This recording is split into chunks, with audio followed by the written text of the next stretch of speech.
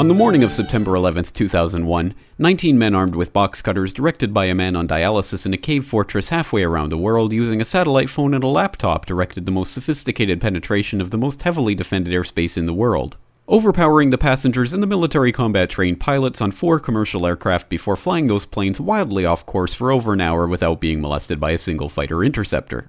These 19 hijackers, devout religious fundamentalists who like to drink alcohol, snort cocaine, and live with pink-haired strippers, managed to knock down 3 buildings with 2 planes in New York, while in Washington a pilot who couldn't handle a single-engine Cessna was able to fly a 757 in an 8,000-foot descending 270-degree corkscrew turn to come exactly level with the ground, hitting the Pentagon in the Budget Analyst Office where DoD staffers were working on the mystery of the $2.3 trillion that Defense Secretary Donald Rumsfeld had announced missing from the Pentagon's coffers in a press conference the day before, on September 10th, 2001.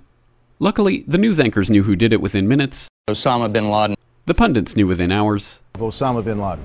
The administration knew within the day. Terrorists who committed these acts and those who harbored them. And the evidence literally fell into the FBI's lap. That a hijacker's passport was found blocks from the World Trade Center crash site, if you can believe that. But for some reason, a bunch of crazy conspiracy theorists demanded an investigation into the greatest attack on American soil in history.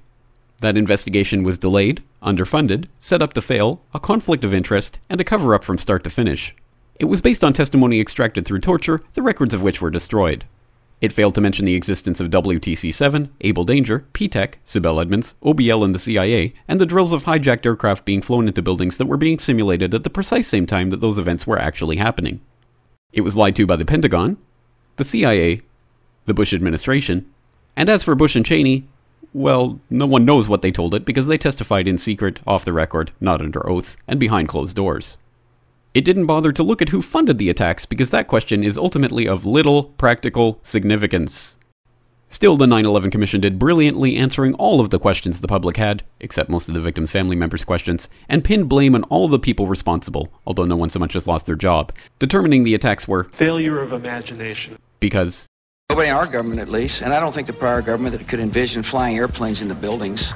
Except the Pentagon, FEMA, NORAD, and the NRO. The DIA destroyed 2.5 terabytes of data on Able Danger, but that's okay because it probably wasn't important. The SEC destroyed their records on the investigation into the insider trading before the attacks, but that's okay because destroying the records of the largest investigation in SEC history is just part of routine record keeping. NIST has classified the data that they used for their model of WTC-7's collapse, but that's okay because knowing how they made their model of the collapse would jeopardize public safety. The FBI has argued that all material related to their investigation of 9/11 should be kept secret from the public, but that's okay because the FBI probably has nothing to hide.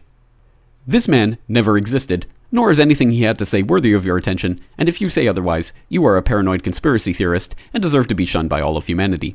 Likewise him, and her. And her, and her, and him. Osama bin Laden lived in a cave fortress in the hills of Afghanistan, but somehow got away. Then he was hiding out in Tora Bora, but somehow got away.